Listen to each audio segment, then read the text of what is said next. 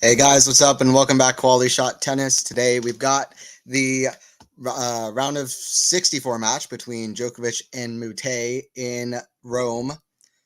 Djokovic's first match in Rome, and it's their second meeting between the two. Djokovic's going to serve first. What's up, everybody joining in? Hello, hello. How are you doing? How are you doing? This is hilarious. Moutet in 3. Moutet 6-2, 6-1. I'm joining in with Moutet camp. Sit Moutet in 3. Okay, I guess that's what we're going with. All right, I'll join in. Moutet in 3, absolutely. Moutet in 3 sets. Djokovic can take the first set. I like the specific prediction as well, Jake. 6-2, 6-1. All right, we love it. I've been a fan of Moutet for a while. I've liked Moutet, honestly. From all of these kind of, how can you say, kind of fiery characters, very fiery characters, fun personalities. You never really know what you're gonna get. You might see some outbursts. You don't know what you're gonna see, right? But a guy like Moutet is super talented as well. Of all these guys, he's one of my favorites. I've always quite enjoyed his personality as a character. Young guy as well, is like 24.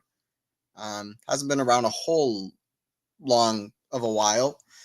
He's also been up and down in the rankings, but now he's a little bit higher up in the rankings. The one time that they've played, by the way, Djokovic and Moutet, was in Paris of 2019, not Paris Roland Garros, but Paris Masters, where it was actually close. Like I said, Moutet's a young guy. He was like, I don't know, like 19, 18 at the time. And it was score 7-6, 6-2. So that's maybe a good sign. I don't know. Could be. Could be a good sign. But they're about to get started real soon. Moutet's been struggling lately. He might drop a set. Exactly. So, Sean, I went with Moutet in 3 sets. He might give Novak a set, consolation set. All right, here we go. Getting started. So much good tennis going on. I've got 3 matches in front of me. I figured out a way to watch multiple matches at once. Actually, only 2 screens, but 3 matches by kind of minimizing 2 different tabs of 2 different matches. So focus will be on Djokovic Moutet, but there are a few I'm interested in, such as Fritz versus Fognini as well. That's quite good. All right, love 15 here. Djokovic serving. We're getting started. Here we go. Okay, Moutet, the lefty forehand to the backhand of Novak. Forehand of Moutet, big to the forehand of Djokovic. Forehand Moutet, swing volley. He's going for it already. You love it. Some swinging volley stepping into the court on the very slow Rome clay. Love 30. Moutet has nothing to lose. He's got nothing to lose today.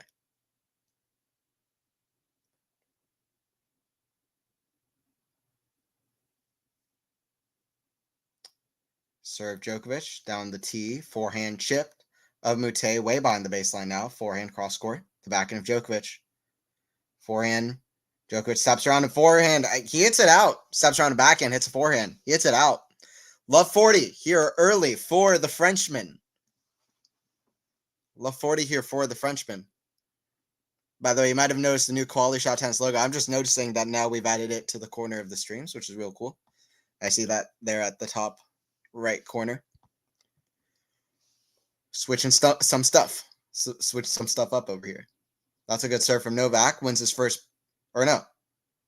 Crowd cheers, but it was out. Or let's see here. Yeah, it was out. Second serve. Forehand Moutet. Backhand of Novak. Backhand Moutet. Chance to break out love here for Moutet. He's in a rally as well. Drop shot's a good one. Forehand. Novak is there. Goes behind Moutet. Moutet claps. Gotta give it to him. Gotta give it to Novak. Novak's the big underdog. When he hits a good shot, you gotta give him his dues. The big underdog. 15-40 here. Two break points here for Moutet. 2 more. This would be a weird start, but it's always hardest to hold your serve in your first game. You have no rhythm to work with at all. And on a clay court, there are more breaks than you would see on other courts, but still.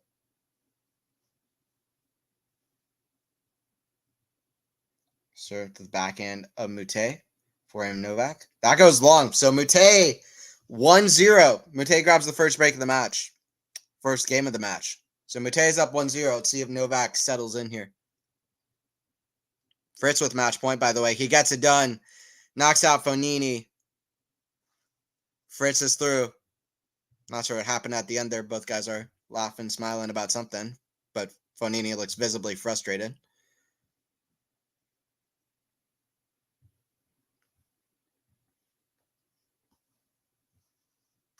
That could be Fognini's last time playing in Rome. What a character. Could be his last time playing in Rome. In front of, obviously, his home crowd. Fognini is also Fognini is another one of these types. Moutet learned from Fognini. Fognini is an old head. He's an OG. He's you know what I'm saying? Of this kind of like Kyrgios, Bublik, Moutet. Fognini's been doing it. He's been around a while. You know what I mean? All right, serve here from Moutet. Second serve. Could be his last time playing in Rome. Never know, though. Yeah, I mean, I don't think he said anything towards retirement, but he's just getting a little bit older in age. I hope he comes back. He's also going down in the rankings. It's not like Wawrinka, who's kind of just, he's been a fighter, staying at least within the top 100. You know, got to the final of Umag last year. He's been still having good results. Even now, he's 39 years old. Something in Switzerland gives them some great longevity with Federer and Wawrinka. Well, all those guys, Monfils, Murray, Djokovic, they don't want to go away. Rafa, they don't want to go away. But it is sad with the recent retirements that we've been hearing. Also, Thiem, who's way younger than all of them. How sad is that? Dominic Thiem is a legend. Not to overuse that word. That's not overusing it. Forehand, the backhand in Novak. Down the line, backhand Moutet. The forehand Novak. Forehand Moutet. Backhand Djokovic. Forehand drop shot. Novak runs. Gets it with a forehand. He's looking to break back early. He's restoring some order in Rome.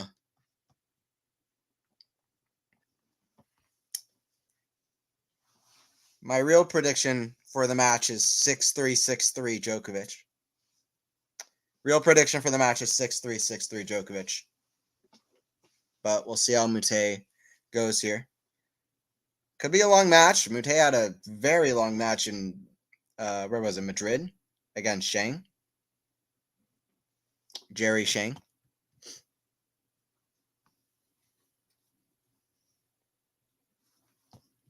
We'll see how Novak's looking. He's been struggling a little bit more. Got to the semis of Monte Carlo, though.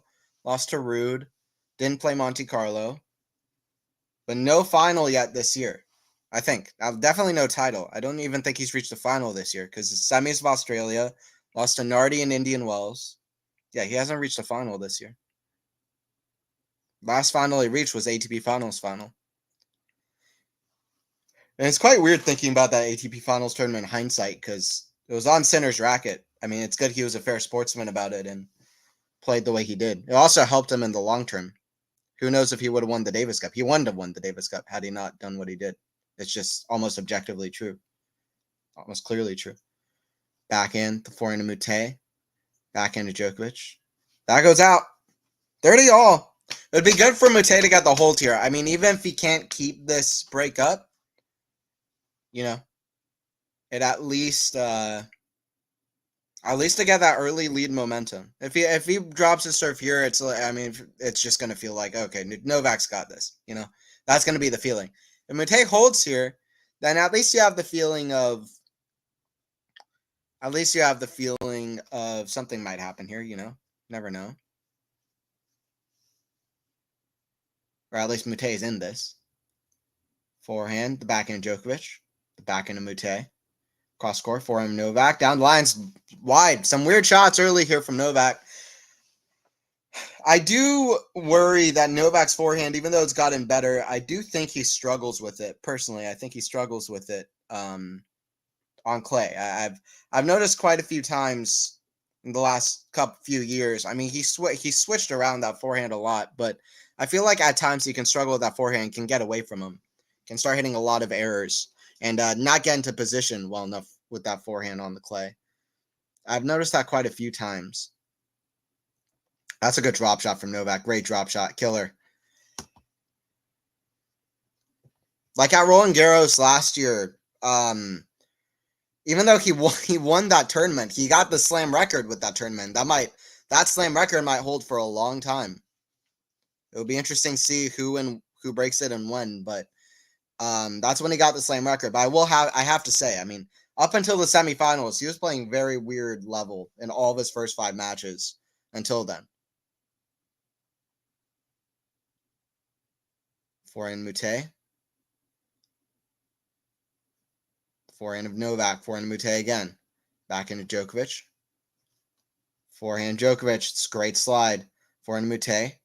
Rallying well so far. Forehand Moutet back to the back end. Novak, who hits a drop shot. Moutet's there. Oh, redrop, but he hits in the net. He's going to regret that one. Advantage to Djokovic.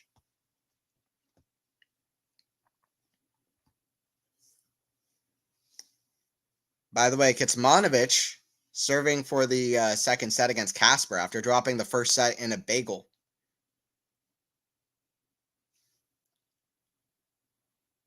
Ruud was absolutely scrambling at the last point. Wow, Kecmanovic does it. Kecmanovic does it. Wins the second set.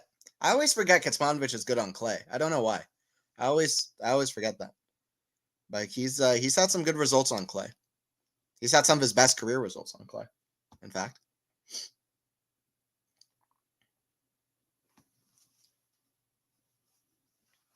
Break point here for the famous Serbian. Djokovic with a break point.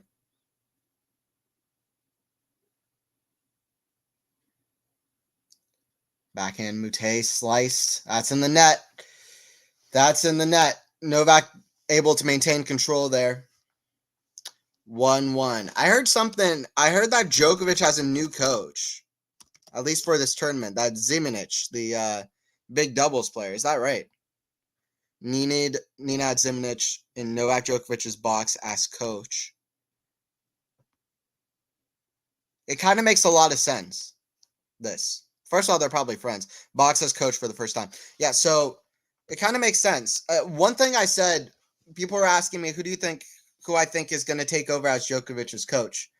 And I mean, nobody knew the answer. It was going to be interesting to see who the specific name was. But what I did say was the only thing that I feel confident about is that whoever he gets, it might not even be a tennis person. This is what I thought. What I know for sure is whoever he gets is going to have a big knowledge in sports longevity. I think that's Novak's biggest prime focus at the moment. Maintaining his motivation, maintaining his physical health, his physicality, making sure he can sustain his fitness throughout a whole season, at least for the biggest events, being able to peak at the right times and being able to hold the biggest trophies, and the mental side, I mean, maybe above anything. But how to balance family life, and having kids, like that kind of thing. And Zimonjić, listen, the guy's 47, and last year he was talking about maybe returning back as a player. This guy was playing for a long time. He has a great volley skills that can help against guys like Alcaraz and Sinner that you'll need now. Aggressive, stepping through inside the court. I mean, I don't know for sure. I haven't seen Zimonjić play very much, but he's a top doubles guy. Serve, it can be very, very important in doubles. I'd imagine he probably has a pretty good serve. So a lot of the things kind of make sense.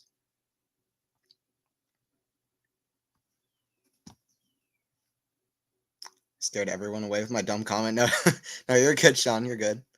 Yeah, we haven't had a whole lot of people chatting in, but that's all right.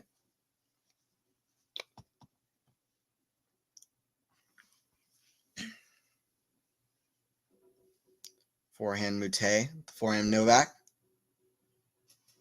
That goes out. I mean, his first 2 service games now, Moutet's gotten to love 40. So, Moutet's doing well. I mean, he's doing well off the forehand so far. He has a very strange form off the forehand, one of the weirdest on the tour in my personal opinion, but he's surviving so far. Forehand squash, smash, Novak put away. You always want to hold your breath when Djokovic gets an overhead. Well, he puts that one away. It was very easy. Right over the net.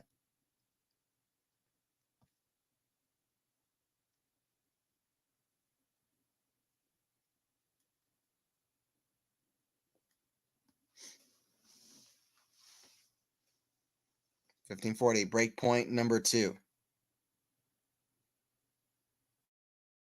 That was a very late call. I mean, you will barely see a later call than that. Bernardus agrees with it, but I'm like, okay, well, you could have called it. Very late call. Serve here from Djokovic. Back into Moutet. Very loopy. The forehand Novak. Forehand Moutet. Good depth through the court. That's in the net, though, from Moutet. 30-40. Moutet's still trying to go for the second break, though. He's got 3 chances. This is his 3rd chance. What's up with Djokovic? I don't know. He hasn't had much match play. What's up, MJ?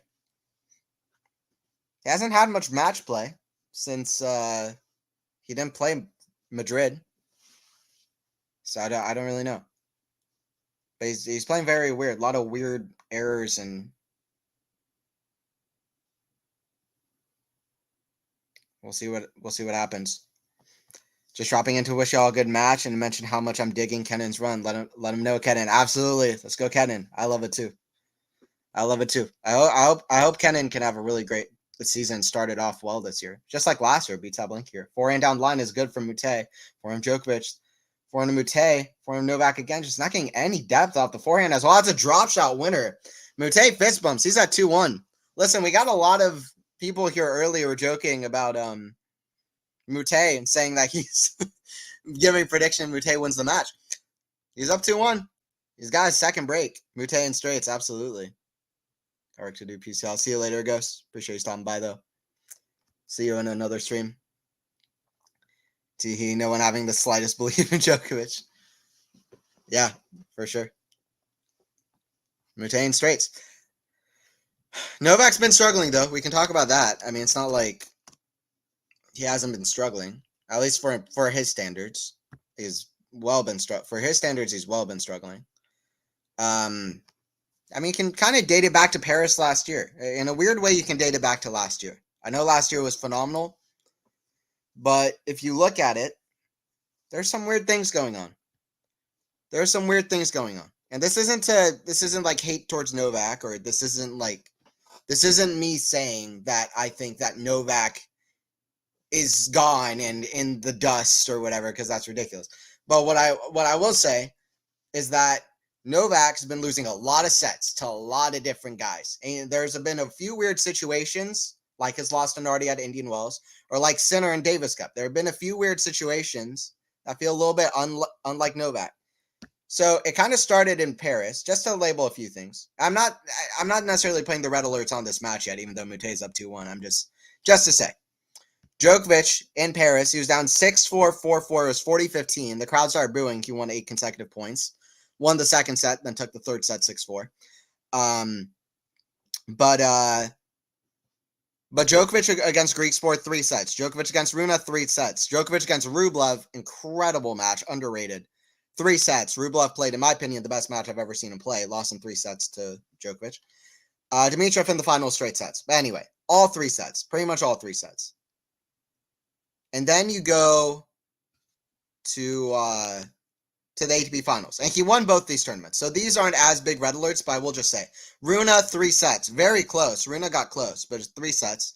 Sinner beat him in 3 sets at ATP finals. 3 sets again against Hurkacz. Every match going to 3 sets. And then some of his best tennis ever in the semis and the final.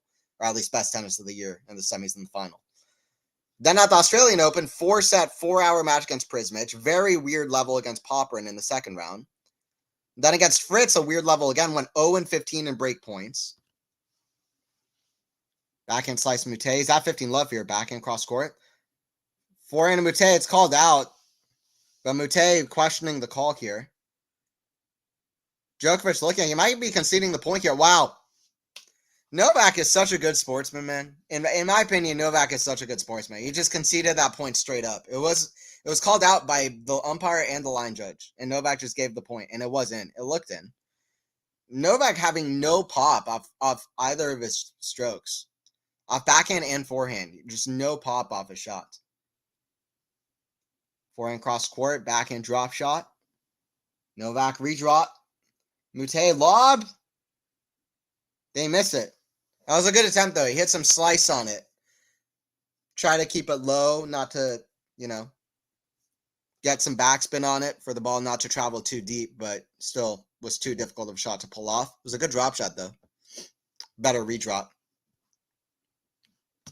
But anyway, I didn't even mention Davis Cup. Djokovic up 3 consecutive match points against Sinner, drops that match, and then loses to Sinner in 4 sets, playing a very weird match in the semis at his best tournament, which was a bit weird as well. Indian Wells lost to Luca Nardi outside the top 100. Monte Carlo, good tournament. Beat Musetti, Safulin, beat Demonor, although not a great match, and then lost to Casper. Although Casper, he was also not winning the big points of the match, and Ruud was the mentally better player in that one, even though Djokovic won more points. Djokovic rarely loses matches where he wins more points than the opponent, but Ruud won the right points. Those are some good wins for the opponents, like Sinner at Australian Open, Ruud and Monte Carlo. They played well. But I will just say, it's not, Djokovic, no finals this year. It's been a little bit weirder. It's been a little bit weirder from him, and it's natural. It's always going to happen. But those are just some things to point out, and it's objectively, I think that a lot of those things are worth pointing out. Especially the Luca Nardi loss. That kind of opened eyes to a lot of people, I think. Forehand, inside out is very good for Moutet. It feels like Moutet is more on top of the baseline and attacking the forehand than Novak is. Or the backhand. I mean, Novak is just not really hurting Moutet at all. It doesn't even seem like he's particularly trying to. I mean, off the backhand, he's just kind of scooping these shots back into the court. Kecmanovic, by the way, 3 break points against Ruud to start off the 3rd set. Let's go Casper. Okay, that's a good forehand inside-in winner. Let's go Casper. Backhand. That goes out. 3-1 for Moutet. This is an unexpected scoreline. Series of, unexpected events? Series of unfortunate events, whatever. I like when my sarcasm ends up just being a good prediction.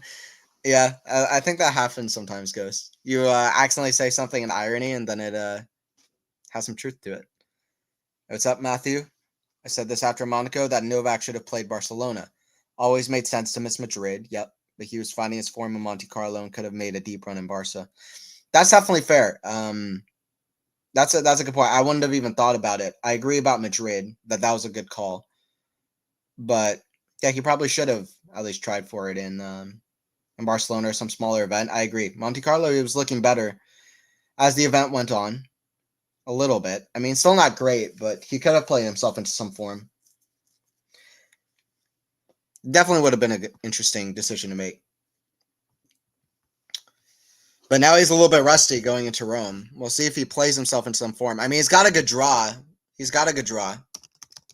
mean, the next match he's got Yannick Hoffman or Tabilo. Alejandro Tabilo. So. Serve here from Djokovic. Ruud still trying to save a break point. So fun to watch Ruud on clay, man. So fun to watch Ruud on clay. Backhand, that goes out from Djokovic well wide. I mean, Novak is the weirdest player ever because he's the GOAT, isn't he? He's one of the greatest to ever do it. If he's not the GOAT, he's right up there at the list, top of the list. For me, he's the GOAT. And though sometimes he just looks abysmal. I mean, I'm just saying. Often he looks perfect. Like, you just marvel at how a tennis player can be that good. But other times, the guy is barely making shots on court. He's there's something mental like going on. And I kind of get it. I also try to get into like a mental zone when I'm playing. And when I'm not in it and I fall out of it, I can start getting weird. Like, I can start hitting shots well out, like balls hitting the fence. Like, I'm moving weird on the court. So I actually relate to it in a way. But with Djokovic, man, it's so crazy because I'm not Djokovic. Djokovic is the GOAT, and yet sometimes he just looks like he can barely move out there, or like he's missing forehands, just regular shots. It's so weird. He's very, very up and down. But he finds a way anyway, even when he's not playing his best. And he finds a way to play himself into form in a match as well. Overhead put away. So 40-15. 40-15. He's got a game point to get to 3-2. It's a better forehand from Djokovic there. And he was moving into the court. Honestly, I keep talking about the forehand, but the backhand looks weird to me. The backhand looks even weirder than the forehand. I mean, he's hitting more forehands, I think. But his backhand is just, he's not doing anything with it. But anyway, he's at 40-15. Forehand. The forehand of Novak. Inside out. Forehand of Moutet. Forehand, Djokovic. Backhand, Moutet somehow gets in. No, it goes wide. Djokovic holds. Djokovic holds. At least gets the 3-2. At least gets the 3-2. Can't remember this many unforced errors by Novak. Guy looks like he's not played in months. It literally looks like that. If I had no context, I'm being fully serious. If I had no context and you told me that Novak hadn't even stepped onto a practice court in half a year, I would have believed it. That's not to be negative towards Novak. That's just how I'm feeling right now. Novak looks so out of it right now. So we'll see if he plays himself into form. Kecmanovic and Ruud are tucked in a battle, which is not what I expected after Ruud won the first set 6-0. I thought Ruud was going to be like 6-0, 6-3. It was going to be done.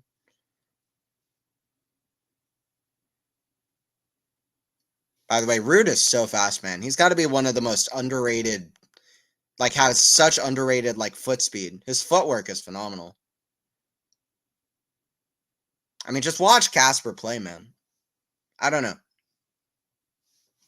There's some players that they might not always be like perfect out there, and Casper's one of them, but it's very clear to me that he's at a very high tier because he does so many things so well, or at least better and clearly better than a lot of other people at the top. Like his speed, like his anticipation, like his just the talent that he has, just hitting very precise and being able to work the court in a very skillful way. The way he can step around a backhand, hit a great forehand inside in, and just working the court the way he does. He's not perfect by any means, and he's maybe not quite an Alcaraz where he's just smashing winners, but it's quite clear when I watch him. I mean, aside from the fact that I found him incredibly enjoyable to watch, just from a fan perspective, it's quite clear to me that he's plays at a very high level, especially on the surface. Ruud, by the way, getting out of an absolutely very tough game. Gets the 1-0, start off third set. Squash shot, Moutet closes in at the net. Love that. 15 love. Moutet's got a lot of skills. He's got a lot of shots to use. I didn't think Novak would struggle today, but I thought he might versus Tabilo. Tabilo's not a joke, a proper clay court player. Just won a challenger. Yeah, Tabilo, I agree, Matthew. Tabilo has been playing really well this year, and he's absolutely solid. I still thought, to be honest, no, I mean, I'll just be honest. Djokovic, my pick to win the tournament. Djokovic was my pick to win Rome. He's had incredible success here. Like 6 titles, I think 10 finals. Lost to Nadal in 2 of those. Lost to Murray in 2016. Zverev in 2017. 6 titles, 10 finals. I mean, Djokovic always plays great here. And me picking him to win the tournament doesn't mean that I pick him to win Roland Garros, but I pick him to win here. And I thought he would find some good form. He still might. I mean, I've seen that before. Djokovic playing into some form. But this is, not to be negative, but the first 5 games are some of the worst I've seen Novak play. I'm just being fully honest. It is only 5 games, though. But 40 love for Moutet. He's up early. Sean, have you seen Challengers yet? Yes. I watched Challengers. When was it? When did I see Challengers? Trying to think. It was this last Sunday. So about 5 days ago, I watched Challengers. Fantastic movie. I loved it. I really enjoyed it. I thoroughly enjoyed it. Definitely wasn't perfect, but it was really enjoyable. And I watched a little bit of Gil Gross's commentary on it. I wanted to do a video on it myself, and I still might. But it really felt like true to tennis in a lot of ways that were exciting. It felt like a tennis movie. It was also and my keyboard fell. Seems to be okay. But it was a very good movie. I'll talk more about it. Forehand, that's in the net for Moutet, so 40-30. I mean, it was great. It was very enjoyable. It was sexy. It was raunchy. It was funny. The characters were really compelling. I thought it was really artistic, well directed. I mean, it wasn't perfect. Some of the music I thought was weird at times. It didn't really fit some of the scenes. Some of the, not as bad as the trailer made it look, but some of the hitting was weird. Some of the parts with some of the dialogue was a little iffy and felt a little, Eliza used a good word for it on the podcast, a little superficial, some parts of it. But for the most part, it was fantastic. That's a great jumping backhand from Djokovic. That's the type of shot that you feel might turn a match. Djokovic might find some form here. He's just not playing aggressive, and he's just hitting so many strange errors. So far, it's been a lot of loopy backhands. Finally stepped in and kind of smashed one cross court. But definitely wasn't perfect, but it was very, the actors were good. I felt like the character relationships dynamics were really good, and that was to do with how surprisingly compelling a lot of the characters were. Like Patrick. I thought Patrick was really compelling. And the artistry was really good. They set up the plot really well to get to the end of the movie. It was just really good, and it was really enjoyable, especially as somebody who's into tennis. So it was really up my alley, and I thoroughly enjoyed it. Definitely thoroughly enjoyed it. Advantage Moutet's got a game point. Serve, the backhand of Djokovic, forehand of Moutet. The backhand of Djokovic, forehand of Moutet again. The backhand of Novak, down the line, backhand slice Moutet. Backhand of Djokovic, cross court. Forehand Moutet. Backhand Djokovic. That's a drop shot. It's very good. I mean, come on. Federer-esque from Novak as he gets the deuce.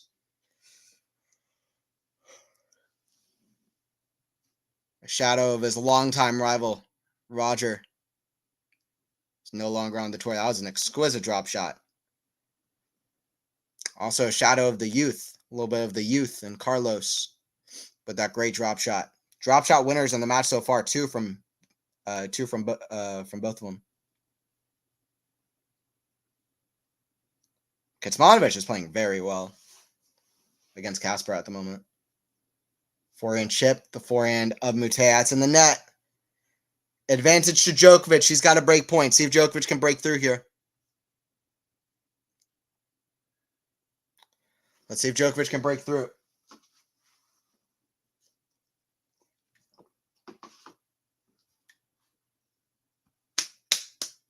Advantage to the Serbian here, to Novak.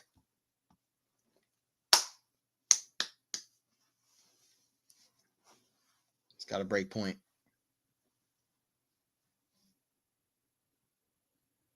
Backhand Djokovic, the forehand Moutet.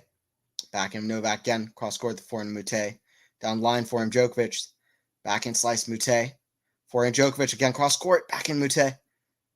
Oh, Djokovic leads it. It's a good eye. 3-3. Good eye. He leaves it. 3-3. Djokovic back in business. We'll see if he can up his level. Because he'll be disappointed he even got down in that way. 2 breaks already against him. But anyway, we're at 3-3. We're tied up.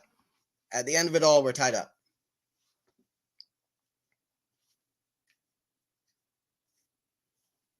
But yeah, Sean, have you seen Challengers yet? Yourself? I really enjoyed it. I thought it was really good. I did worry about him coming in. As I said, a rusty Novak might struggle to below, and certainly Hatchinoff. When you're so rusty, you're vulnerable early on. Yeah, but I just feel like it's a great draw though. Hatchinoff can struggle playing top guys, especially finishing off against top guys often. So I just wasn't sure. The draw, I think, is really good for Djokovic. I mean, Hatchinoff certainly, he tested Novak on clay last year at Roland Garros, so I definitely give you that, Matthew. But I still feel like those are players that Djokovic feels like he should beat. Of course, if Novak's playing like this, then a lot of guys might have a chance, to be honest. But Djokovic still finds a way. So, commentator saying there's an MTO in the Ruud versus Kecmanovic match. Yeah, I must have missed that. Who is the MTO for? Was it for Kasper after dropping that second set, or who is that MTO for? Tabilo, by the way, 2-1 up on Hoffman. He's a set, or 2-1 up in the second set tiebreaker. He won the first set, but they're on serve. Forehand, that's in the net. That forehand from Djokovic, I tell you, on clay, sometimes it just he cannot get into position. He can start hitting it in the net.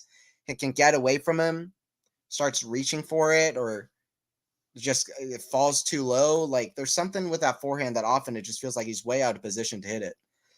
I'm not sure exactly what it is, but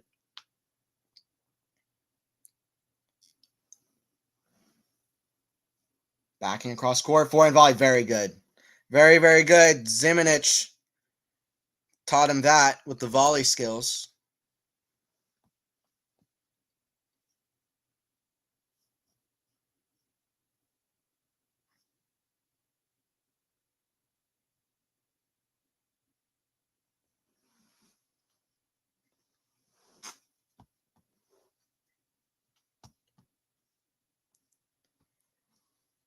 Serve here, Djokovic. It's called out.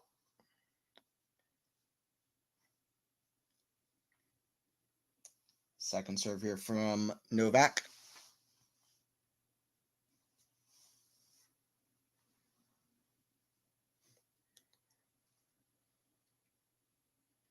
Forehand, the forehand of Djokovic, inside out, forehand Moutet.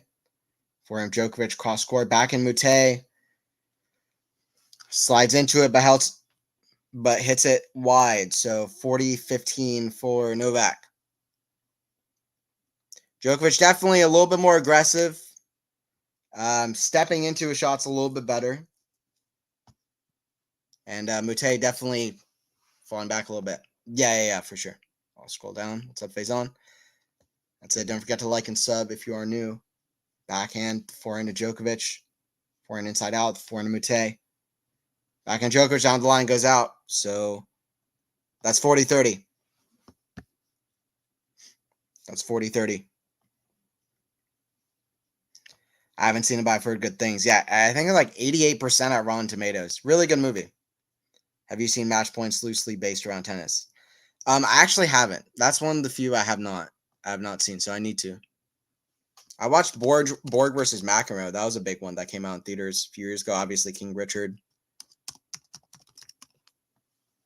Match Point I still have not seen. I should, though. But I've heard that's more of a romance than it is a tennis movie, but I still should see it. This one I felt like was not that, though. The new one. I feel like the new one, I don't know if that one was. I haven't seen it. But this one I felt like was, you could also argue it's like a romance movie based around tennis. But for me, from my perspective, it's a tennis movie based around romance. That's what it felt like. Because a big key of the enjoyment of the film was how true it was to the kind of psychological stuff of tennis. That it's very true for. It's very true to. And Djokovic, by the way, gets out 40-30. Yeah, the new one was really good. The Challengers movie is really good. It's also relatable. Like, I'm sure a lot of people relate to it in some ways. Playing tennis, trying to impress a girl, or whatever it is, or how playing a sport can, in some ways, play into a relationship. Some parts of it were superficial and a little weird. And like I was saying, like in the trailer, some of the hitting shots was ridiculous. Like when the guy hit a tweener to win the match in the U.S. Open Juniors doubles when they played together in the backstory when they were like 17. When he hit a tweener to win the match, which by the way just doesn't really happen very often, although it does sometimes. I remember Carreno Busta hitting a tweener on match point against Demonor at the U.S. Open one year. Karatsev just did it like yesterday against Mackie McDonald, or was it 2 days ago? But it doesn't happen very often. But aside from that, he hit the tweener before the shot even bounced. The guy hit a lob, and then the camera panned, and he just hit a tweener as if he hit it as a volley, which makes no sense. But anyway, regardless of the hitting being weird and not really making any sense,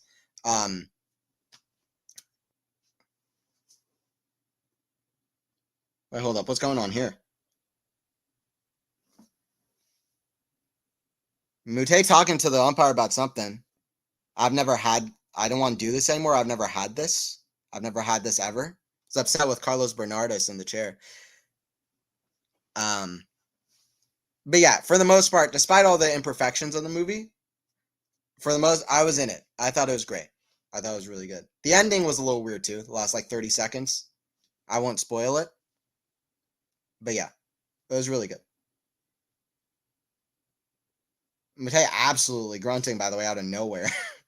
Forehand Djokovic. Oh, it's a great redirect. Forehand squash shot. Moutet gets there. Forehand inside out. Backhand volley. Oh, Djokovic completely misses it. Moutet some big fist bumps there. Is determined to win that point. Some solid defense. And Djokovic, I don't know what was Djokovic thinking with that two-handed backhand swinging volley. Well wide. Very low percentage. Moutet still fighting to stay in the set. Listen, there's nothing more dangerous than having some self-belief when you step onto a tennis court and that really dictating your game. Moutet so far, it looks like he's really come to play. And we've seen that with Djokovic throughout his whole career and how vital that's been for him. That's a smash into the net. Not a good one. 15 all. We'll see if Moutet can stay close here. At least stay close. That forehand from Ruud is just so good. Casper's got one of the best forehands in the game. I mean, people can talk stats with forehands and whatever they want to say, but I mean, listen, I've got eyes. On an eye test, Casper has one of the best forehands in the game, especially on a clay court. Casper's forehand on a clay court is money. Casper's forehand on a clay court is absolutely money. It really is. It really, really is. Hey, what's up? Stop down, Yo St. Anthony. Hey, what's up? I knew that was gonna follow me. I knew it was gonna follow me when we had the stream, the Davis Cup stream. The light was shining on me. It was St. Anthony. I was like, you know what? You have nicknames, and then every once in a while you hear one. You're like, oh man, that's gonna stick around for years. That's what that was. What's up? There are much worse ones to have, but it is what it is. Hello, Pavel. Novak is playing terrible. I was being frankly honest. I was being very frank and honest. After the first 5 games, I said those are some of the worst 5 games I've seen Djokovic ever play. I was being fully honest. Not to be negative, but I was very shocked by the level. But anyway, that being said, Djokovic is at 4-3. He's now technically in the lead. He's at 30 all. He's kind of picked it up. He's not hitting an unforced error every other point or kind of letting Moutet dictate entirely. So let's see. But 30 all, it's a big point here at the second serve as well. Forehand, the backhand slice of Moutet. Backhand Djokovic, cross court, forehand to Moutet. Forehand Djokovic hits over, back to the Moutet though. Kind of a banana shot. Moutet runs. Oh, what again? It's in the net though. Incredible sprint from Moutet there. But he hits in the net. Shown some good speed though, which is very crucial to a clay court. Hey, what's up, Lexi? Novak, I miss you. Novak back. But is he, though? I mean, let's see if he can find his best level. He hasn't really found it yet. But he's back on the court. What's up, Lexi? Lexi. What was Moutet arguing about? I didn't hear it, I'll be honest. I was kind of distracted. I didn't see anything happening during the changeover, and then when I looked too late. Wasn't fully sure. But I'm sure he also was upset that he was up for breaking and lost it. It's a break point for Novak. Backhand to Moutet. Oh, it's a terrible backhand. In the ground. 5-3 for Djokovic. Moutet can hit some great shots, can also hit some very poor shots. So 5-3. Djokovic playing better than his best. He's not at his best yet. But we'll see if he gets there. Hope Moutet does combust here. It's looking like the start of that. It is looking like the start of that. Moutet said, I apologize, but I didn't hear for what. That's interesting. Moutet is one of the craziest players for me.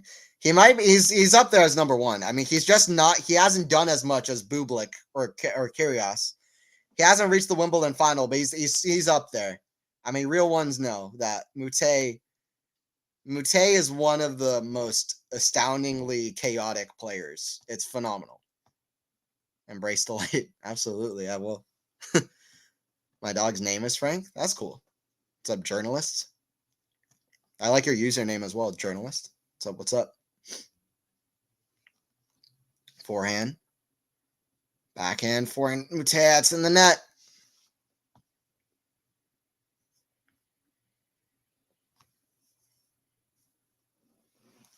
$15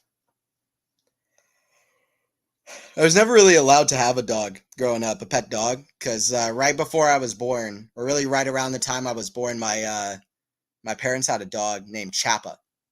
Very small white dog, but very, very hyper, very loud. And it died right before I was born, and my parents were so heartbroken by it.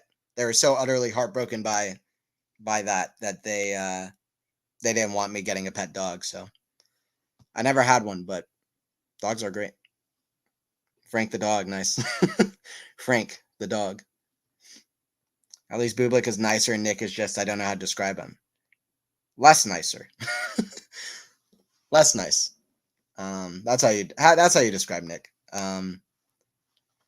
Nick can be a bit much, but I mean, I've seen all of those guys be a little bit much for me, but it's entertainment, that's for sure. Fognini is under. I love watching Fognini and his antics. He's hilarious. Forehand squash shot somehow gets it back in. Moutet's so fast, man. That's a lob in. Forehand, no. Why was he so casual with the volley? Moutet would have been all over tennis TV. What was Moutet doing with that one? That was Alcaraz-like speed. Really. That was an Alcaraz moment. Moutet had an Alcaraz moment, and then he just couldn't finish it off. That was literally like an Alcaraz-like point. And then he just completely fumbled the volley. Actually, that's the perfect way of describing Moutet, to be honest. That's a bit mean. But he can hit some great shots, but can he finish it off and get the win? 40 love Djokovic, 3-set points for Moutet. That goes out. So first set to Djokovic. Even by playing like manure, Djokovic wins the set. Wow, yeah, exactly. That was one of the tougher watches I've seen watching Djokovic as a Djokovic fan. But Djokovic gets the first set. That was one of the tougher watches, no doubt. What do we think about Nadal Hurkacz? I somehow think that'll be a thrill of a match. I was gonna say I kind of just feel like Rafa's gonna win it. I feel like Rafa's gonna play his best match yet. That could age badly. Not to jinx Rafa, but Rafa's got this. Rafa's got it. I know he's the underdog. I just kind of think Rafa's got it. I don't know. I think Rafa's got it. Definitely the more comfortable on the clay court. He didn't play his best match against Bergs, but he got through it. He likes playing in Rome. Midday slot, Rafa's going to take it. Yeah. This French Open is almost impossible to predict. I love that. Finally, right? Even going to the Australian Open, everybody was like, Djokovic is going to win. Like, even though Sinner won it, going in, it wasn't like, oh, this is unpredictable. Going into the Roland Garros, first time in a long time that it feels like we really have a bit of unpredictability. Any of the top 10 could get it. No, absolutely, though. I agree. Due to two reasons. Two reasons that didn't really exist at all like 3 or 4 months ago. Reason number one, this has happened quickly. Reason number one, we don't have a top dog dominating really at the moment who really feels like they're really ready to take this tournament out or you know, like they're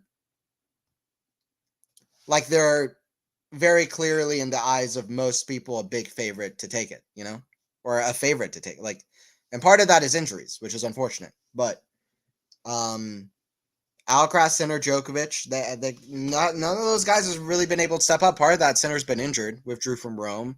Alcaraz is withdrawn as well. If Alcaraz is healthy, he's definitely got to watch. There's no doubt. Djokovic also, because he's Djokovic. But I will say that that's reason number one. Reason number two, we have such a better depth now. Casper has really shown up this year. Over 80% win rate. Tsitsipas is a problem on clay. He loves Roland Garros. Won Monte Carlo. He's going to be a big factor. Runa's playing better. Dimitrov's playing well. Like, how fun would that be, by the way? But probably unlikely at Roland Garros. Maybe a better chance at Wimbledon. Especially because he's been serving so well. But returned pretty well, though. Like at Miami, for example. But those are some of the things I would say. But Casper, I mean, listen, I just look at Casper and I just think, listen, this guy's reached the final of both the last 2 years. He's playing really well. He got to the final of Madrid, final of Monte Carlo, won in Barcelona, not final Madrid. By the way, they're starting off the second set. I would look at Casper. He's improved so much of his game. Squash shot, forehand is there. Backhand, lob. These points are starting to get fun. Moutet's still there, but that's in the net. Just feels like Moutet is just one shot too short in all of these rallies. He's kind of getting close, which is not a good sign for Novak, but Novak's hitting to Moutet too often. Kind of a lousy match so far from Novak, but anyway, he is in the lead up a set. I have my eye on Casper. I'm not going to lie. I have my eye on Casper. I've got my eye on Casper, and I've got my eye on Carlos. If Carlos is healthy, watch out for Carlos. But those are the two guys I'd really look out for. Runa, though, I don't really know. Because Runa's playing super aggressive. I don't know he's not playing consistent. I don't know what to expect from him point in, point out. I just don't know. But yeah, I'll tell you what, this Roland Garros is really unpredictable. It really, really is.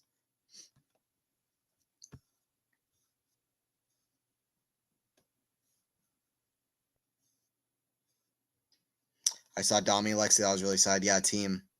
Did you see the announcement of Domi? It was super sad. Yep. Forehand Djokovic. That goes out. 30-15. Yeah.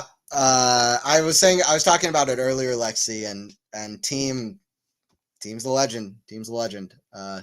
He should have done more. He should have done more. But what he did, I mean, he was one of the most fun to watch. Unbelievable at his best. Beat the big three multiple times in super memorable fashion.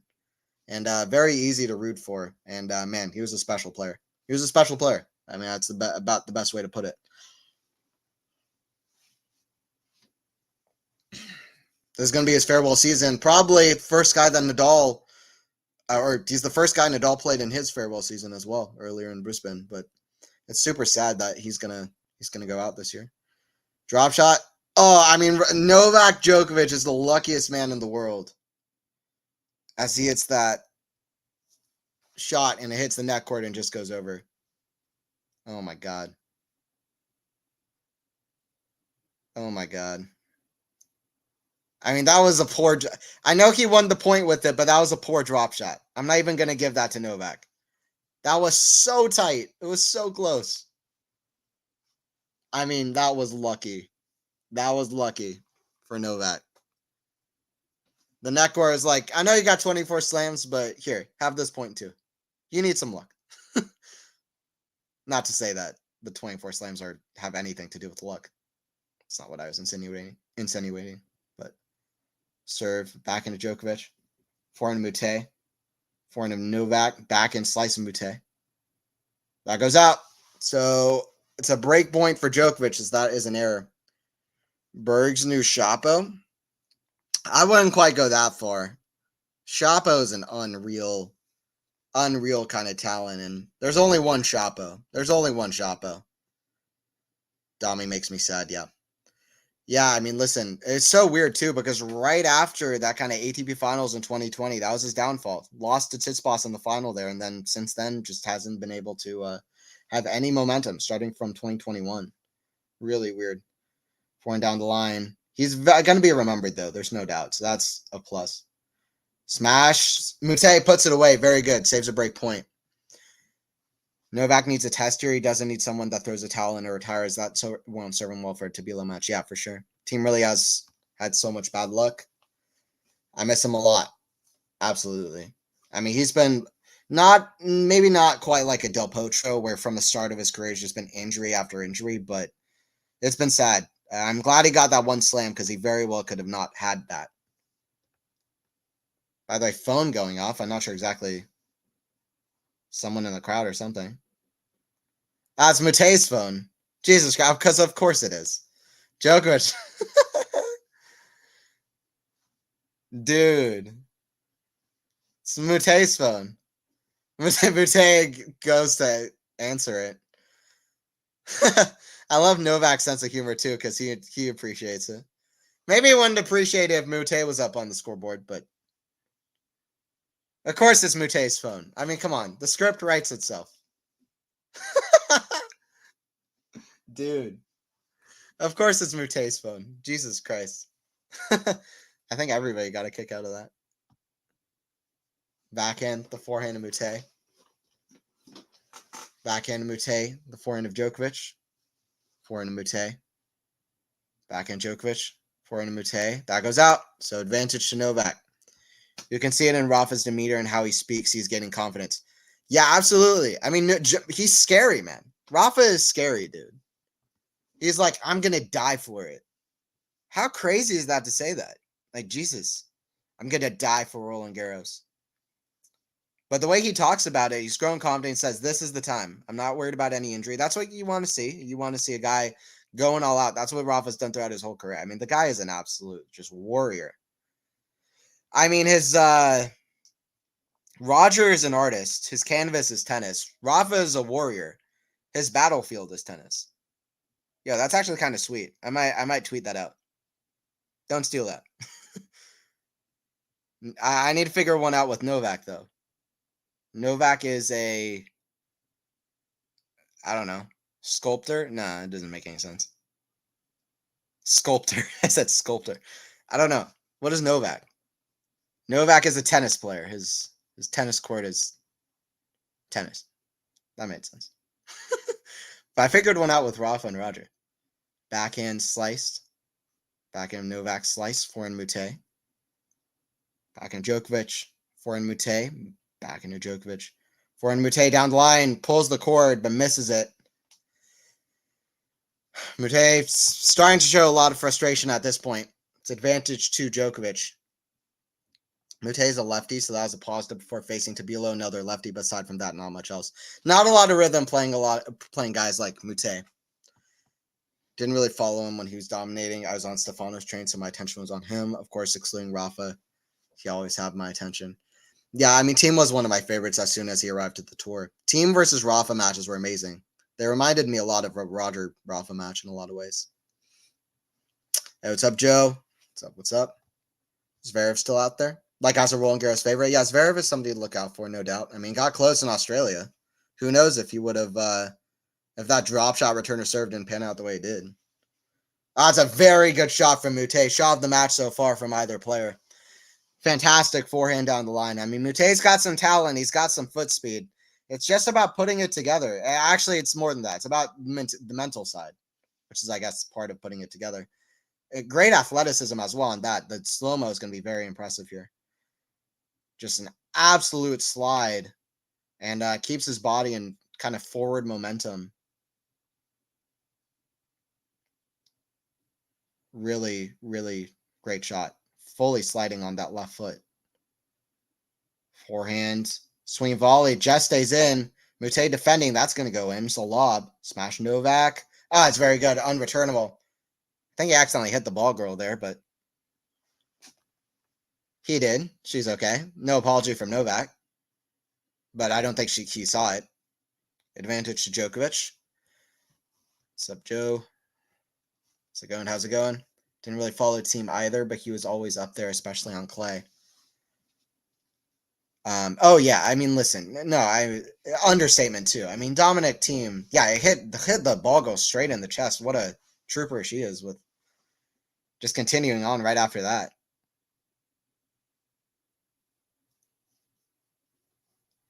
Advantage to Novak here. Serve back into Djokovic, forehand to Moutet. Back into Djokovic down the line, back into Moutet. Back into Djokovic, forehand Moutet. That goes out. Djokovic breaks in the first game of the second set. He's up 6-3, 1-0.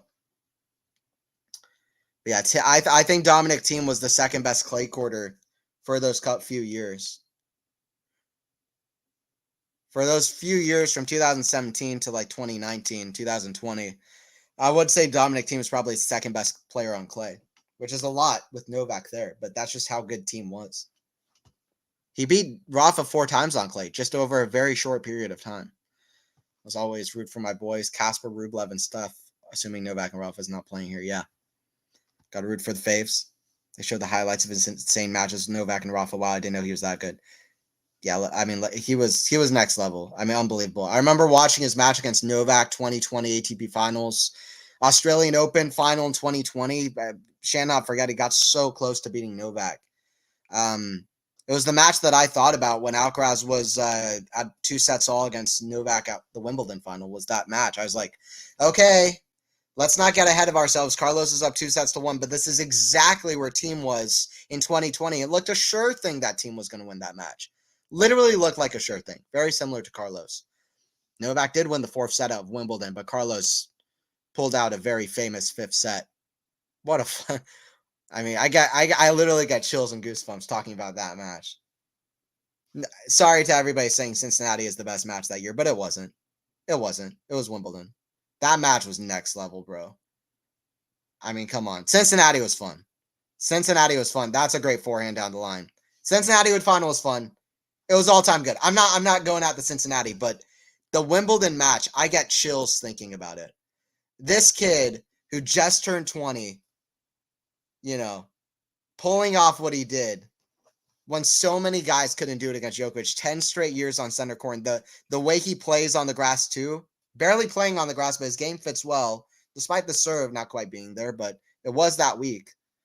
I mean, I got goosebumps thinking about the way Alcaraz pulled that through. I hope Alcaraz can keep kind of winning at the top. No offense, everybody, saying Cincinnati is the best match that year, but Wimbledon was the best match last year. That's got to be one of the best ever. I don't know how far up that list, but at least one of the most historic. I remember thinking while that match was going, with historical context, depending on how well Carlos does in his career, could end up being one of the most famous matches ever. And it's a contender for the top spot. I don't know exactly where it will end up, but depends on how good Carlos ends up being. But it gives me chills, that match. And it was high level from first set to last. From both. No, Kaspar's losing in the third set. Yeah, Kecmanovic up 4-3. Wow. Let's see if Ruud survives here. Hey, what's up, Max? How's it going? Good to see some familiar names in the chat. I've tipped it to be a Ruud versus Zverev semifinal in Rome. Okay, I don't remember exactly what I said. I'll have to remember back to what I said it would be. I think I did have Zverev. Backhand, forehand of Djokovic. Forehand Moutet, the backhand of Djokovic. Down the line, backhand slice Moutet. Backhand of Djokovic. Backhand drop shot Moutet.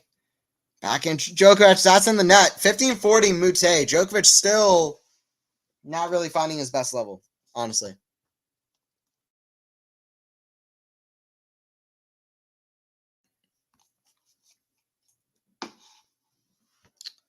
$15.40. I'm trying to remember. So I think I said Djokovic Zverev would be the semi, and I said Djokovic would beat Ruud in straight sets in the quarters. I also said Tsitsipas Medvedev would be the other side, with Medvedev beating Rafa in the quarters, which is definitely one of the craziest picks I've made. Moutet, by the way, questioning the call that was called an ace. He's looking at the line call. Moutet not sure which mark it is. It is called good, so 30-40.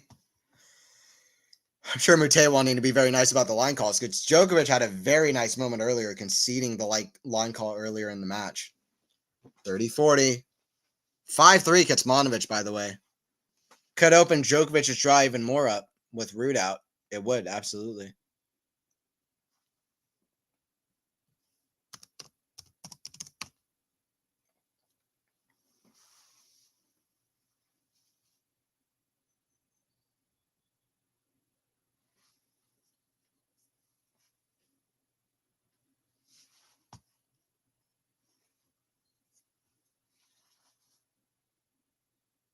Backhand Djokovic, the forehand Moutet. Down the line, that goes long. So, deuce here. Rome was a good tournament for Ruud. Unlucky this year to be Novak's quarter, but why is he losing Kecmanovic? Honestly, I'm not sure at all. Kecmanovic is playing very high level, but it just feels like Ruud is not on it. It feels like Kecmanovic is playing the bigger points better, and Ruud has not played probably as smart as he usually has. But I've been watching Djokovic match more. I haven't been closely watching, but there have been a few big points I've watched where I just feel like Ruud has not stepped up. It's a good smash from Djokovic, gets to advantage. Kecmanovic about to serve for that, though. My hope is for these players to not retire out of injury or exhaustion. Even if I don't like some of them, I still don't get injured. Absolutely. It's fortunate to see Thiem as a former shell of himself. Yeah. That's been sad to watch.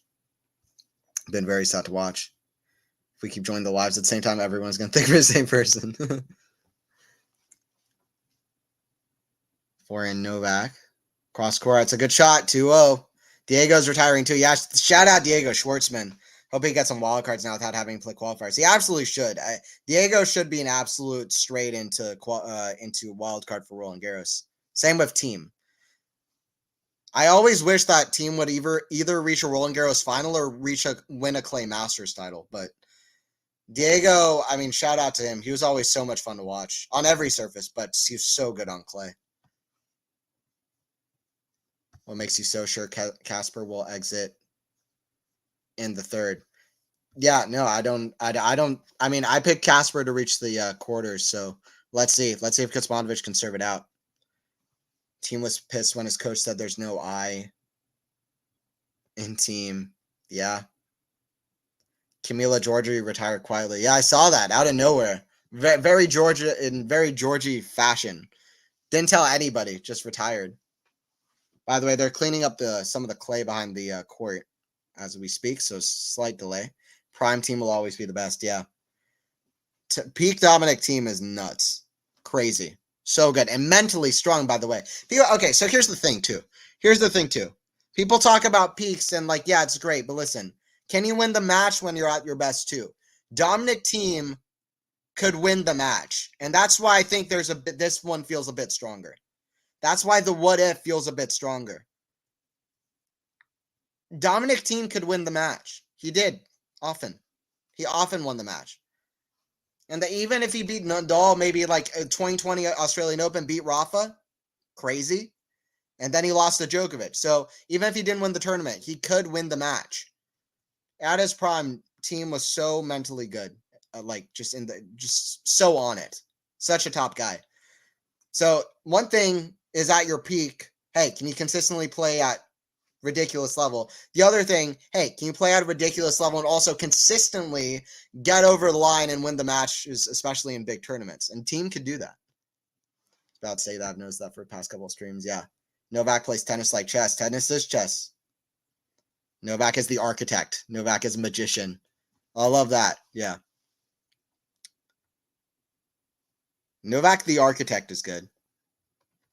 I feel like magician has already been taken by either Roger, maybe, or Santoro. Fabrice Santoro, shout out. Forehand, Djokovic comes to net. Backhand is a very good pass. That's very good from Moutet. Moutet's played a good match, so good for Moutet. I mean, a bit up and down, no doubt, but realized a while ago that Rybakina withdrew. No, yeah, my girl Rybakina keeps getting sick and ill. I mean, I feel bad for her. It doesn't have anything to do with tennis. I just feel bad for her. She's sick a lot. Also, she's one of the best players in the world, so it's unfortunate. I don't know what it is. But I hope she can get that under control. Because when she plays, she's incredible. Backhand smash is incredible from Moutet. Forehand cross-court is so good. Djokovic with a wicked whip off the forehand. Moutet says, I've already mentioned Roger once this stream. That was a very Roger-esque backhand smash. Love that from Novak. He makes it look so simple out there. Idemo. Novak 1 winner, 7-4 so far. Far from his best match. Twin Reba is preparing for RG. She's coming. She's coming for RG. When did he get injured? That's the issue with his wrist, right? Yeah, the wrist. The wrist, which is, I mean, his serve speed has gone down. His forehand is a shadow of what it used to be. The backhand is still quite good, but the forehand is a shadow of what it used to be. So, yeah, right after the pandemic, he completely lost it. What was Moutet arguing about? You could ask that at any point. I'm not sure. He's always arguing about something. He's definitely just upset about his game, pretty much, for the most part. Hope Carlos and Yana can play the French Open. It's different without them here. And listen. Well, okay. I'm young, but I've been watching tennis since like 2008, 15 years. I've rarely been excited about two players. Well, I've been watching, which is not as long as a lot of people. But it's just different. It's different without them here, and I'll be excited when they can come back. We still haven't seen them play the final of a big tournament. It would be very fitting if it's a Grand Slam final when they do play. It could be the French Open. But both of them have to be healthy. I can absolutely imagine that happening. I don't want to jinx either guy. I'm not sure it's a jinx because neither guy really looks like they're in a great position right now. But I could absolutely imagine that, in a few weeks' time, or maybe like 4 weeks' time, being like, oh, wow, Sinner and Carlos playing the final of the French Open, and they both kind of withdrew out at Rome. I could imagine that. I hope that we see something like that. Is Moutet asking for a coffee again? He might just have to grab it out of the crowd. To be honest, Novak's weakness is weather. As soon as there's wind or some variables, he can't adapt to it. I don't know. I don't know if I'd fully agree. Wind is definitely a big issue with Novak. Wind is a big issue. It's something he struggled with a lot. That's definitely part. The outdoor conditions, especially on a clay court, is a big thing. Wow, Kecmanovic got the win over Casper. By the way, I know that those guys have been friends for a long time. That is crazy. Oh, man, oh, man. Kecmanovic, Casper's out. Damn. Lexi, how you feeling about that? Kecmanovic through. I don't think Djokovic was at his best at Wimbledon last year, but the match was definitely memorable. I just don't think he was at his best in Cincinnati either. Like, to be honest, that's kind of my thing, Joe. I don't think Carlos I don't think Novak was at his best for a lot of that Cincinnati match. Djokovic, I don't think was at his very best at Wimbledon. You could see that with stats like first serve percentage. He was not at his very best in the second set tiebreaker. He had a couple of uncharacteristic backhands that he missed. It wasn't perfect, but I still feel like in general, they were both playing at a sensationally high level. Novak started off the match in Cincinnati up a break, but since he lost that break up until like 4-2 in the second set, Carlos really was dictating. He was fully in control. People were like disappointed. They're like, wow, this is not even close to what Wimbledon is. People are disappointed. Then Carlos played a bad game at 4-2 to give the break back to Novak. And then things, they kind of stayed on serve. And it was still high levels, world number 1 versus number 2 is Carlos versus Novak. But I just don't think Novak was quite at his best up until the tiebreaker. And then he looked like he was pretty much suffering from heat stroke. And Novak, pulled it out like an absolute warrior. And we got a fantastic, phenomenal third set. But I still feel like the first 2 sets left things to be desired for, if not the third set, partially from the side of Novak. But still, that being said, phenomenal match. Wimbledon, despite 2 breadsticks, I think both of those sets were phenomenally high level from both. And I just think the level of play was next level. And to add to all the stakes on the match as well, the fun points we got out of it. I mean, that match was so many great moments throughout that match. To me, Wimbledon wins through and through, honestly. And I thought that pretty much right after Cincinnati even, that Wimbledon still was the best. But I don't listen. If you think Cincinnati's better, I'm not gonna listen. That match was nuts, and it was high level. I'd say it wasn't high level, but there were parts that were making me feel like Wimbledon was the more high level match, all in all. And there was no moment at Wimbledon which felt like the 4-2 game from Carlos in that second set, where it felt like Carlos was in control up until that moment. Serve, backhand, forehand volley. Right back to Moutet. It's in the net. I mean, this is hard to watch because Novak is just feeding Moutet chances and Moutet is not taking them. Djokovic has to weigh up his level. Matthews on the money. You might think Tabilo is a nothing opponent, but the guy's seated here and he's been playing well all year. He's not a nothing player on clay. Tabilo just won a challenger. Last week, he just won a challenger. Beat guys like Munar and Gaston. Munar beat somebody really good in that tournament. I forgot who. It's like some really good clay quarter, but like high up in the rankings. Not Francisco Cerundolo, but somebody. I mean, Tabilo lost to Casper in Monte Carlo, but that's not such a bad loss. Lost to Caboli in Madrid, which is leaves a little bit to be desired, but I mean, it's one loss. Lost to Dimitrov in Miami, but pushed him to 3 sets. Yeah. Yeah, I forgot about that. Didn't he have a match point or something? Very close to the second set tiebreaker. Yeah, Tabilo is not no joke, man. Yeah, Tabilo is somebody Tabilo's no joke. 3-1 for Novak, by the way. Sometimes the back's Zverev, but mentally he's a bit weak. Yeah. There's a match between Novak and Rafa. He was leading, but he didn't want to continue anymore because it was raining. They continued after 20 minutes, and Rafa won. Yeah, there are stories like that. I mean, especially on clay courts, I feel like sometimes conditions can get in his way. But Novak's not known for, when the conditions are super windy, just the kind of shot tolerance over very long rallies can sometimes pay dividends, especially against guys that can really, really hurt him in rallies. But hope Casper can reach far at the French Open. Absolutely. I'll keep an eye on him. Yes, I'm watching Ketsma too. I want him to win tall order. Diego, Team, Rafa, and Murray all retiring this year. Yeah, and I'm scared for Stan as well, Gail. Let's see. Oh, what a shot from Moutet. I'm not even sure he had to hit it, but Djokovic with a great net at the net.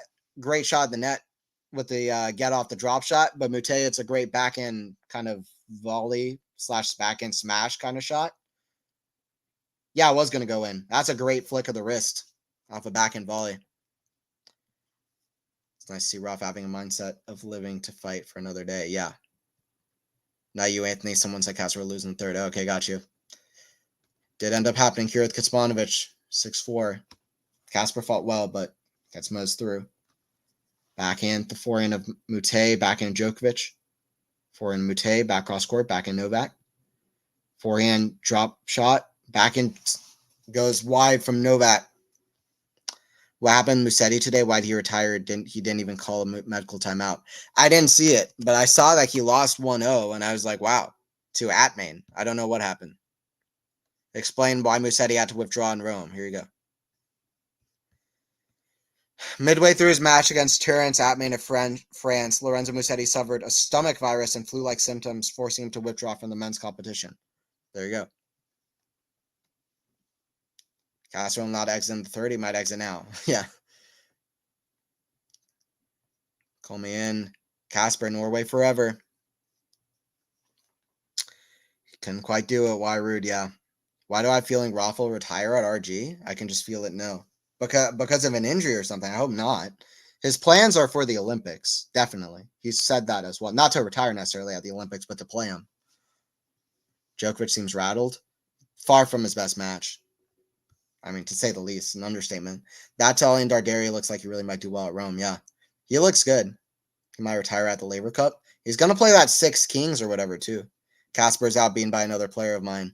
And I'm happy for Kecma, of course. I think I'm the only person in this chat who likes Kecma. Yeah, so sad for Casper, but I'm sure, yeah, Kecmanovic is a good win. I don't think Djokovic is at his best last year, except for the last two matches, ATP Finals. Controversial take, I know. I agree. And he did win a lot, but in my opinion, he was far from his best. I think he was at his best in his last two matches, but before that, I agree. It was a really weird, sharp turn from him when he played Alcaraz. Moutet leaves the backhand return, which is very aggressive and lands inside the baseline. What's up, Minor? What's up, Gene? We just lost. Wow, it's surprising. Yeah, to Kecmanovic, definitely a surprising result. Very surprising result. Rude, dang it. Nice, Minor, nice. I'm enjoying that Belgium didn't qualify. Netherlands can be out of the competition. We're on second place. Got you. Cool. Tabila's a tricky lefty. Yeah, he's going to be tricky. Novak has struggled against some lefties at times on the clay court. That's a good drop shot from Djokovic. Moutet kicks the net in frustration.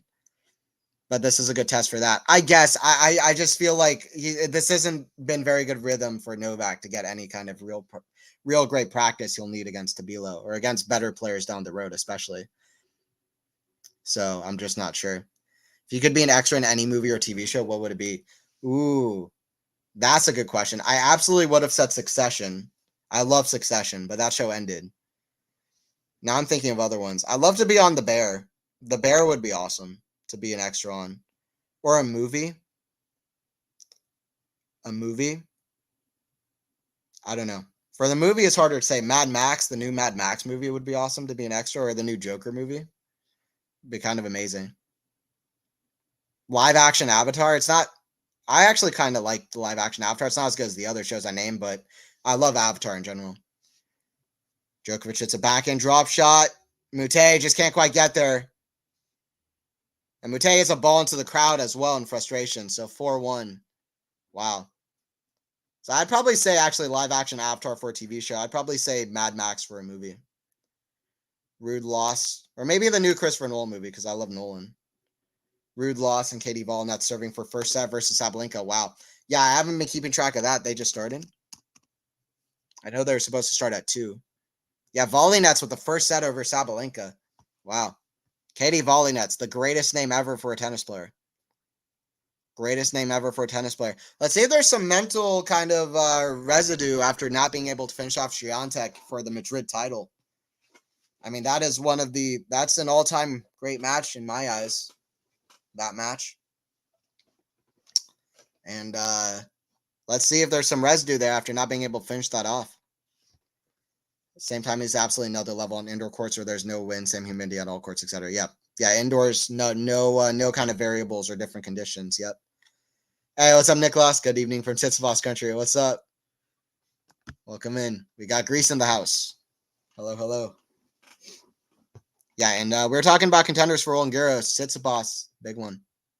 Seems to have severe motivation issues in early rounds and tournaments, especially non-slams. I don't know. Novak, yeah, recently, yes, absolutely. And it's very strange because that was never a problem before. Never a problem before, but I guess we say it's surprising, but I guess if you think about it, it's not that surprising. The guy's won every record in the book. The guy has just about every record that matters in tennis. The guy's been going at it for years. Last year, he had an absolutely monster of a season.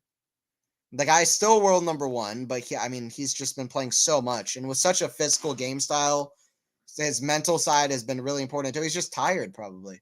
He has a family to raise, very close, it seems, with his wife and his kid, which is great. So it's just like, I guess it's just life, man. He's stayed around a long time, and he's not out yet. But I just having slight more, motivation issues, not surprising. When you think about it, really. It's kind of the unfortunate, kind of obvious truth that we're all trying to avoid. But, the guy's got every record. 40 Masters titles is so crazy. 24 majors. 7 ATP finals. This guy played in the prime of Rafa, Murray, and Roger. Del Potro, Ferrer, Thiem, Beritic, Tsonga, Tsitsipas, Zverev, Medvedev. Very start with Roddick as well. This guy's been playing a while with such great players. And he's been able to do what he's done. It's going to be hard to keep that motivation up. So it's surprising, but only just when you give it context. Katie Volleynets, is that a birth name? I literally think it is, yeah. Katie Volleynets.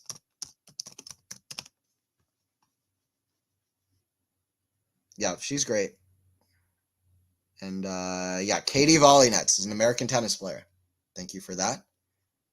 Thank you for that great knowledge and wisdom, Wikipedia. So usually it says like a full name, like a middle name or something, or, different name if that's not her real name, but it doesn't. So that's her real name. That's a drop shot in the net. It's been really a defining for the match. Sorry, that was music on my end. It's been a real definer for this match is that Djokovic has actually given Moutet a lot of chances, but Moutet has just not been able to get that next shot in. It's been painful to watch. Novak has not played his best tennis. No problem. Appreciate everybody who's joined in so far. If you're new to Quality Shot Tennis and all the community we have over here, never be afraid to join into chat and ask me questions. I love talking with chat, answering questions, and talking all things tennis or anything else. Like I was just asked what movie or show I'd love to be an extra. That's cool too. Just talking anything is fun. That's a good shot from Djokovic, 5-1. I was supposed to play a tennis match now because so I wasn't sure if I was going to be able to even stream this. I thought there was a chance, but it rained, so that's not going to happen. I might play a match later today, though, but it's been so good this year starting to play singles matches. Playing singles is a blast. Doubles is whatever. Just playing it, for me, it's whatever. It can be fun. If you're playing with good friends, it's really fun. But singles, that's a different beast. I love it. I love playing singles. There's something about it, man. It's special. Tennis is a special sport. Playing it is just next level. Even at a low level, just playing it is fun. Love 15. His children are now at the age where he doesn't want to miss any day with them, I guess. Yeah, exactly.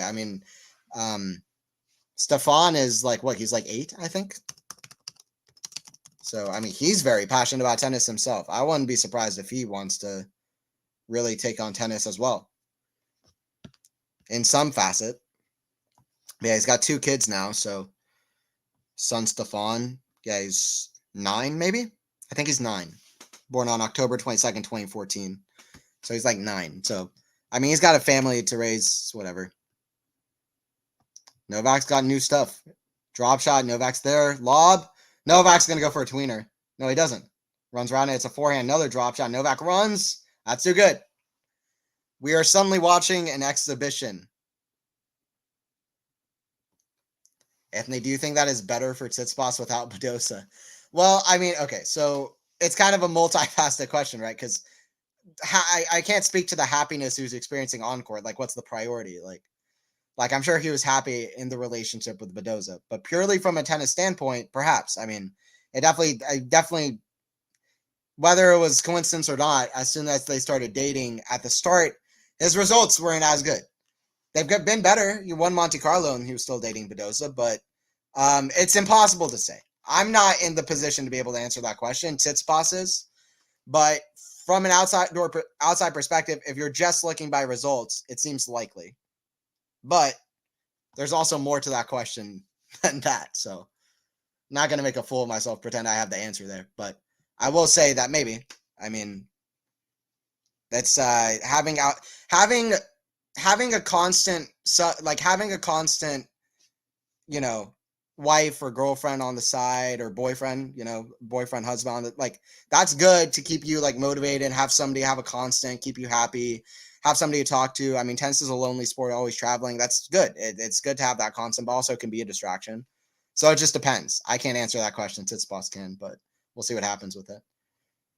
All right, we got match point here, by the way. Drop shot, Novak, forehand, down the line, volley put away from Novak, showing some of that volley skills that Zimonjić has taught him in the short while that they've been together now. Finishing it off at the net, the kind of volley skills he might need to use up against Alcaraz and Sinner. Gets his first win with Zimonjić. Gets his first win in Rome this week. 6-3, 6-1. Wasn't pretty. He lost 4 games, but it was not pretty from Novak. He needs to up his level a lot. That's enough said. I'm not going to sugarcoat it. He needs to up his level a lot. But Novak got the win. He'll play Tabilo in the next round. I still like his draw, personally. But that's not a nothing match. But I do like his draw. And we'll see how Novak does. But bottom line is he's through. He's through to the next round in a very weird match. Got broken twice at the start of the match. But he's through. And he will take on Alejandro Tabilo, Chilean player, in the next one. So I'll see you guys later for more streams. Nole doing Nole things. Yeah. Well, finding a way through is definitely better level in the second set. Hour and 26 minutes. Appreciate everybody who stopped by. So good to see familiar names. Hope to do a lot more streams coming soon. I haven't been doing quite as many recently, but I hope to do a lot. So Rome is going to be a lot of fun. And yeah, I'll see you guys for that. Going to look at the stats real quick before I hop off. If they're being honest with unforced errors, I don't think it's going to be very pretty, honestly. Doesn't even have winners unforced. Okay, so the match was so subpar, to be honest, from Novak's perspective, for his standards, that they decided to not even have winners to errors, which is understandable. No, they don't have winners to unforced, so they don't have winners to unforced. Serving was pretty good. Serving was decent from Novak, and that helped. Serving was decent from Novak. Won 10 points in a row at one point. Missed that. But anyway. He converted on 6 out of 9 breakpoint chances. Part of that was Moutet, but Djokovic, like he does, steps up well on a breakpoint. He got through it in an hour and 26 minutes over the Frenchman. He's through in Rome. Thank you, guys. Thanks, Nicolas. Thanks, Zara. Appreciate y'all. Tabila has made quarterfinal at RG in 2021 and lost last year. They made quarterfinal in I don't remember that at all. 2021 Roland Garros men's singles. Tabilo made quarters. Somehow I don't remember that. He didn't make quarterfinal in 2021. Maybe you mean qualified. Maybe in qualified at Roland Garros in 2021. Let me see. I'm going to look up Tabilo. All right, here are the stats. Match stats. 21 winners, Novak, 13 unforced errors. That's not as bad as I expected. 13 winners, Moutet, 20 unforced errors. But are they being nice to Novak with that unforced errors count? I would say so. I think so. I feel like he had 13 unforced errors in the first set alone. I'm just to be honest, but anyway. Yeah,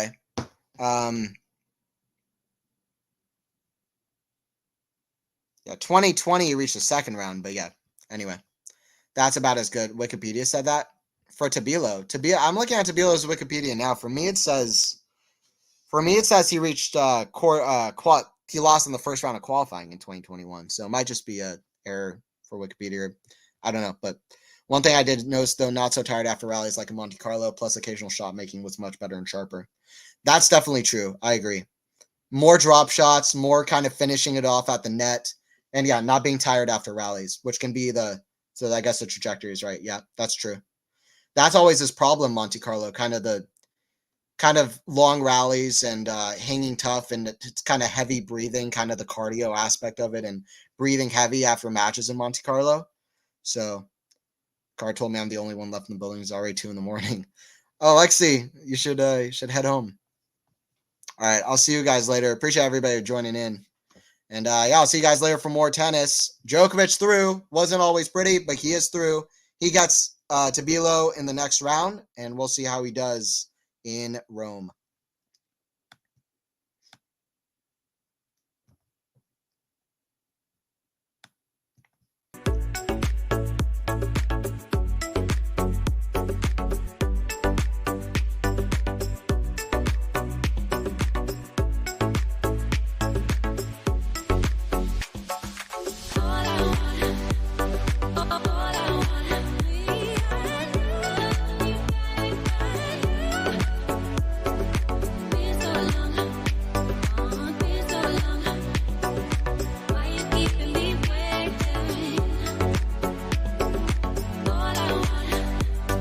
All I